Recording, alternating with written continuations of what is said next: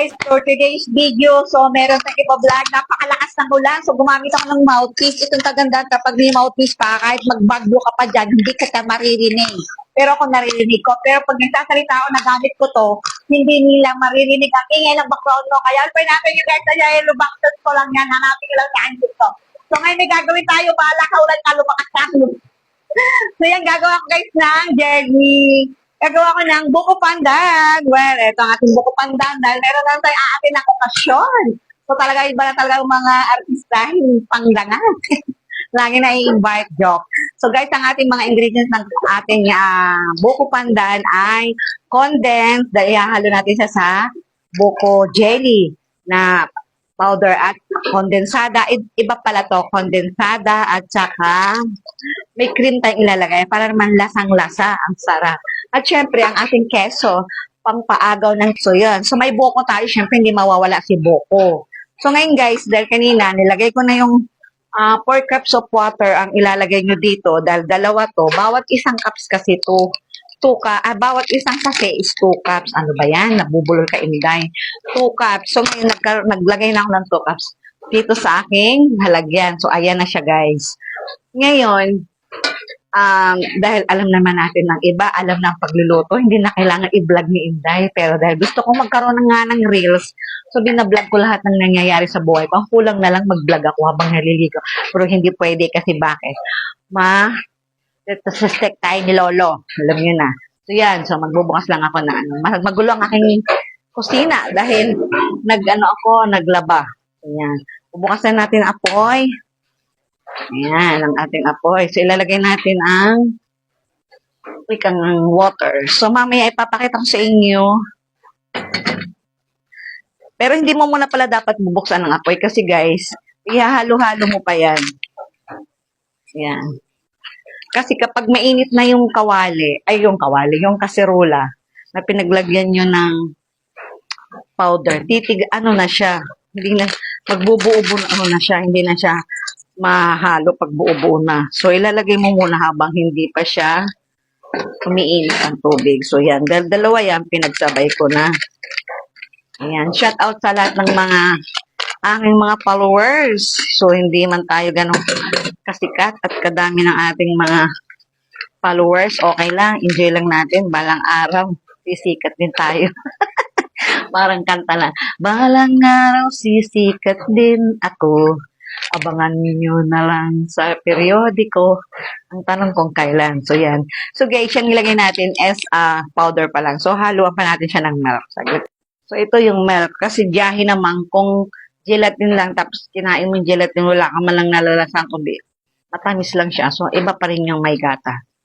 So, lagyan natin siya ng gatas. Ngayon, tansado nyo lang, guys, kung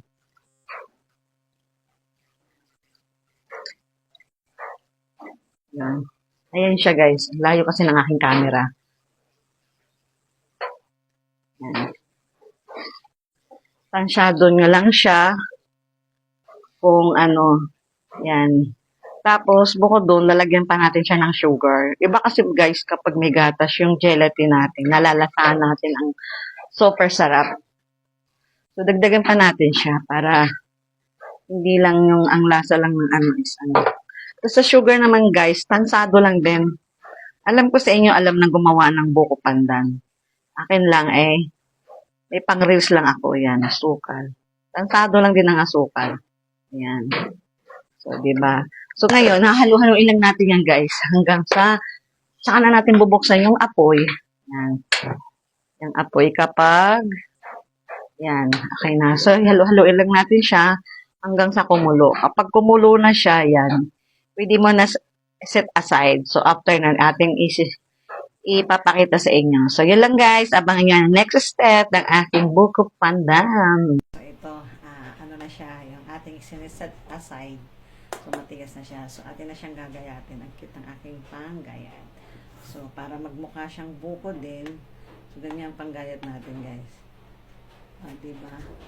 Para din siyang buko. So, ilalagay natin siya dito sa mangkok natin dahil ating pagsasama-samahin lahat ng mga ingredient dito sa ating mangkok. O, diba? Para ka nang may bukong pandan. O, diba? So, yun lang guys. Saglit lang ha. Ito na guys yung ating nagayat. So, ito na. Kompleto na siya. So, ilalagay na natin yung buko. Buko. Ayan. Ayan lang na natin kasi baka mamaya. Tapos, tanggalin natin itong isa. Lagyan natin ng cheese. Ayan, ang cheese. At ilagay natin ang cream. Ayan, cream. Ayan, cream.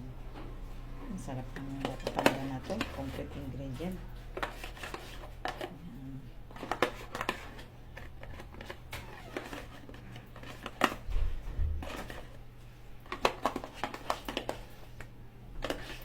Ayan guys. Sulitin natin sa ang mahal na ito. Tapos syempre ang gatas. Ilagay natin ating condense. Ayan. Tansahin lang natin.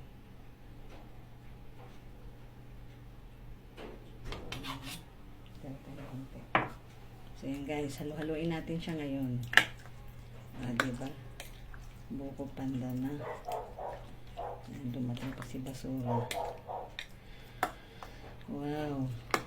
Talagang to the max, to the max. Ang sarap ng lasa natin. Ito na guys ang for today's video natin dahil may outing tayong naatinan. So gagawa tayo ng ating patlaks. Ayan. So, ito yung naisip kong i-share. Kasi ito, guys, hindi masisira pag frozen. Malayo pa kasi yung pupuntahan. Sa kay Rizal pa.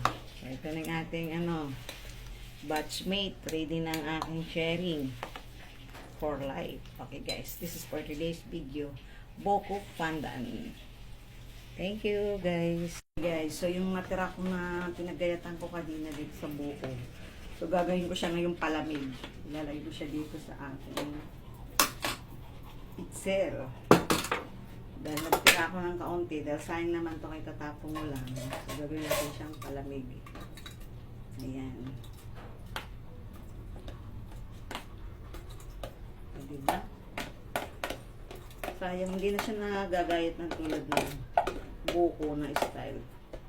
Kasi yung mga putol-putol. So, tapos, nagtira din ako ng konting buko. Kasi magla-lunch kami. So, kailangan namin na kahit nagbabagyo na, naglalamigan pa rin. Palamig pa rin.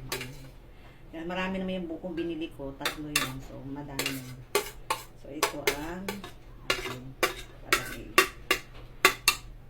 Yan. Tapos, nitira akong buko kanina na binili ko. Ating sabaw.